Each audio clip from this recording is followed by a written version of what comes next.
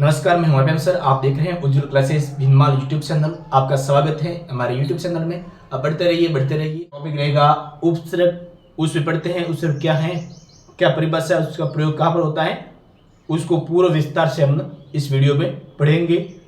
तो चलिए बढ़ते हैं।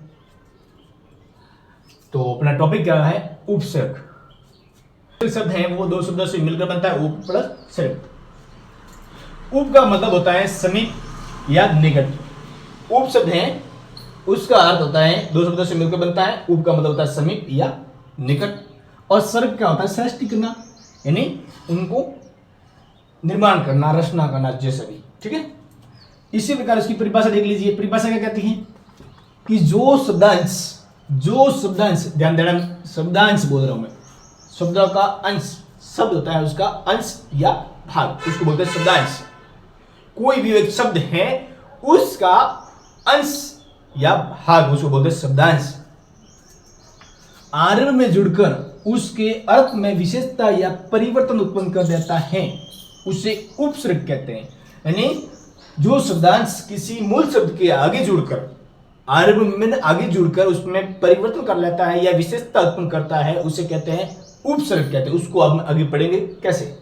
ठीक है, जैसे अब कर्म क्या है, एक शब्द है, ये क्या है, एक शब्द है, उसका उपसर्ग का प्रयोग कैसे करेंगे उसके साथ में। तो उपसर्ग एक लेते हैं, अनु लेंगे, परा लेंगे, भी लेंगे, प्र, ये उपसर्ग है, उनको जोड़ते हैं उसके साथ में और उसका उपयोग करते हैं।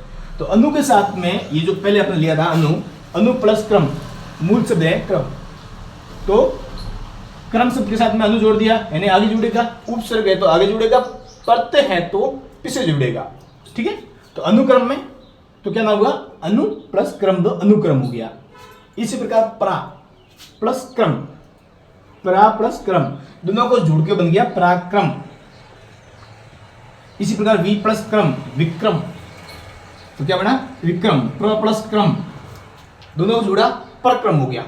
अब देखिए यहां इसमें ध्यान देना कि जो शब्द है उसके आगे जुड़ेगा, उपसर्ग होगा वो आगे जुड़ेगा और उसमें विशेषता उत्पन्न करेगा या परिवर्तन लाएगा, उसे बोलते हैं उपसर्ग।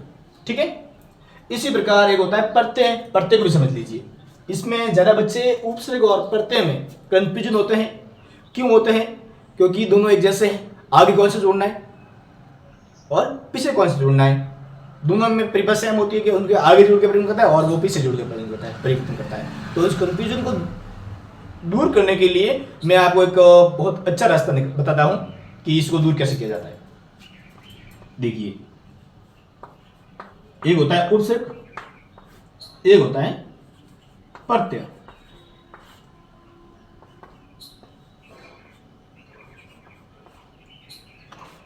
अब इस दोनों को इस तरह से समझना है कि आप कभी भी कंफ्यूज नहीं हो गए इस मामले में, दोनों मामलों में।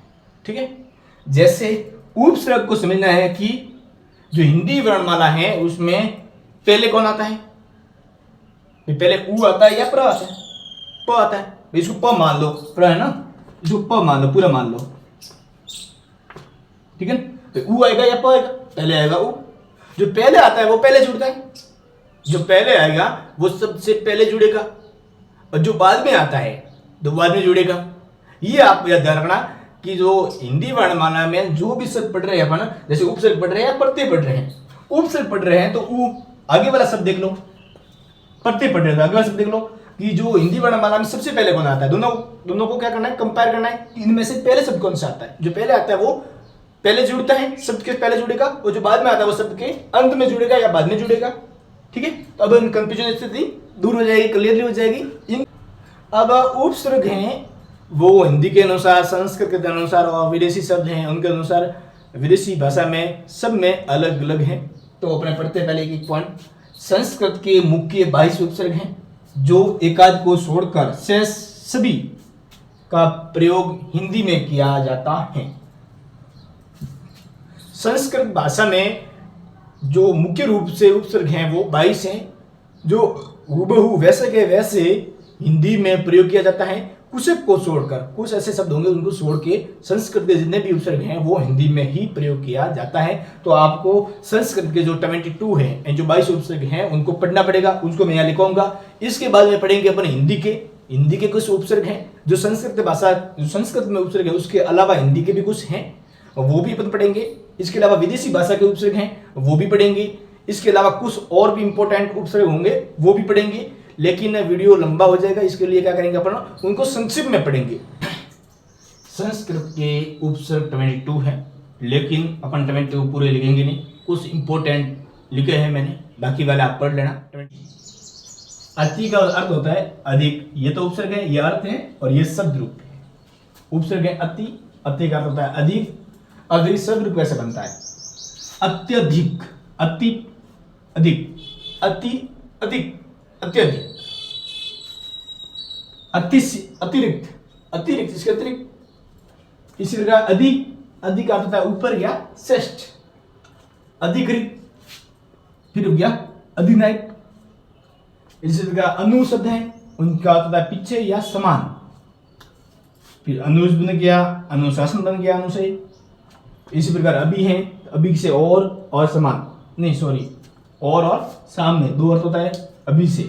तो अभियुक्त, अभियुक्त और अभ्युदय, अभ्युदय, अभ्युदय। इसी प्रकार अपि, अभी का था निकट, अभी का था निकट, अभिधान और अपिनद, अभिधान और अपिनद। अब का था दूरा, हीन या अभाव, 3-4 अब का होता है। अपमान, अपशब्द, अपयश, ये हो जाता है इससे सम, सम का मतलब संयोग, तो देखो संस्कार हो गए और सम्मेलन हो गए।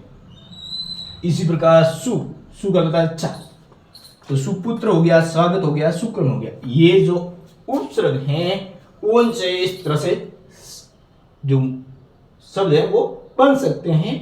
ये शब्द रूप है, क्योंकि अपना आगे लगाएंगे, सु लगा दिया, तो पुत्र का आगे लगा दिया स्वागत, सु आगे का सु लगा दिया सुक्रम, सु लगा कर्म कर दिया सम्मेलन, स्यों करने, स्यों होता है ना, सम प्लस मिलन, ये सब जैसे बन जाते हैं। संक्षिप्त में लेने का प्रयास किया है, बाकी तो उपसर्ग पढ़ेंगे तो बहुत सारे उपसर्ग हैं, इतना मैं यहाँ पर लिख नहीं पाऊंगा और आपको बस संक्षिप्त में समझा दूंगा, बाकी आप एक बार पढ़ लेना।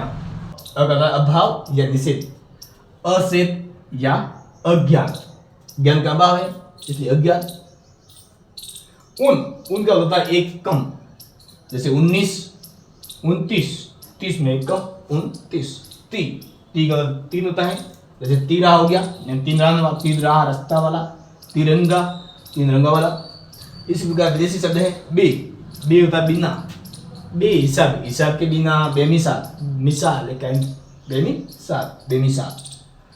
हर, हर था प्रत्येक, हरदम, हर बात, हर तरफ, हर का मतलब था प्रत्येक।